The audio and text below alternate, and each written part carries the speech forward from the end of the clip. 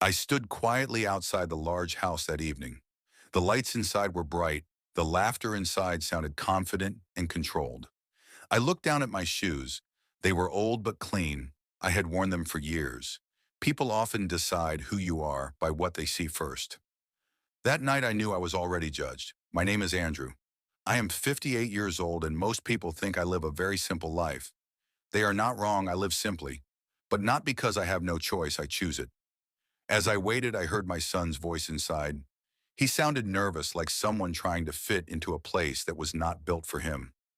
That was when I realized this night was not about meeting family. It was about measuring worth. I took a slow breath, straightened my jacket, and reminded myself of one thing. Sometimes the most powerful position is letting people believe you are powerless. I knocked on the door.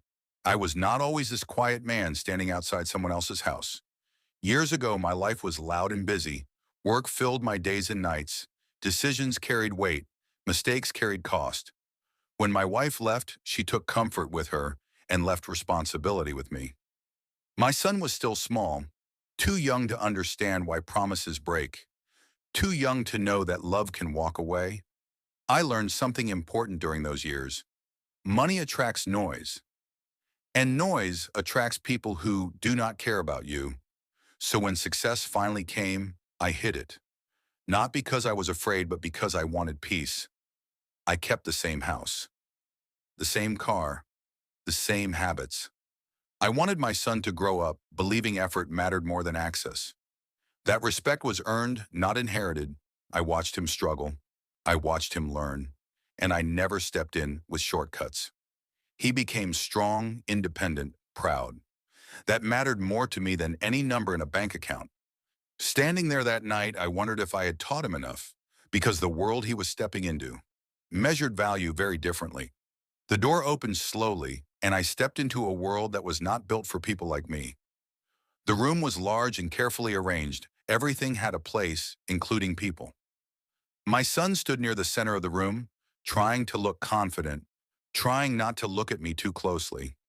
His future in-laws greeted me politely, but not warmly. Their eyes spoke before their words did. They noticed my clothes, my posture, my silence. They spoke about travel, about connections, about things that only mattered if you wanted to feel important. When they asked about my life, their interest was thin, like a formality they wanted to finish quickly. I answered calmly, briefly without details. Each answer seemed to disappoint them, as if they were hoping for something more impressive. I felt the distance grow, not physical, emotional. They smiled when they spoke, but their smiles carried weight, the kind that presses down quietly. My son watched, listened, said nothing. And in that silence, I understood something painful. They were not trying to know me. They were trying to place me, and I was already placed.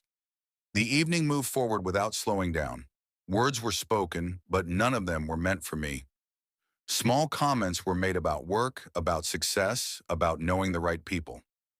Each comment landed quietly. Like dust settling on furniture, I was offered a seat slightly away from the center, not pushed aside, just not included. Drinks were served. Everyone received attention. Mine came last. No one was cruel loudly. They did not need to be. The way they looked past me said enough. I waited for my son to speak, to say something. Anything. He shifted in his seat, nodded when they spoke, smiled when expected, but he did not look at me. That hurt more than every other moment combined.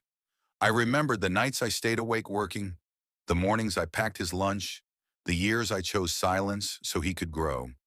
And now I sat quietly. While he chose comfort over courage, I said nothing. Because sometimes silence is not weakness, it is restraint. But inside something broke. The shift did not happen with loud words. It happened quietly. A man entered the room. He was not dressed like the others, but he moved with certainty. He looked at me first, not past me, not through me. He spoke my name with respect. He mentioned a meeting scheduled for the next morning. He spoke about documents, about approvals, about assets that needed my signature. The room grew still. The people who had ignored me moments ago now watched closely. My son's future family leaned forward. trying to understand what they were hearing. I did not explain. I did not correct. I let the moment speak. The tone of the room changed. Voices softened. Postures shifted. The same people who had measured my worth earlier now searched for it. But nothing about me had changed, only their understanding. Power does not announce itself, it reveals itself. And in that quiet moment, every face around me learned the same lesson. They had been wrong. The room felt smaller after that moment. No one spoke with confidence anymore. My son finally looked at me, not as a liability, not as a burden, but as his father. His eyes were heavy, full of questions he did not know how to ask. We stepped outside together, away from the lights, away from the watching faces. The air was cold, honest quiet. He said he was sorry, not loudly, not dramatically, but truthfully. I listened. I told him that strength is not about proving value. It is about protecting dignity. I told him, silence can teach, but courage must speak. He nodded. Understanding did not come all at once, but it arrived inside the house. People were still whispering, still adjusting, still calculating, but that no longer mattered. What mattered was the road ahead, a road built on effort, on respect, on choice.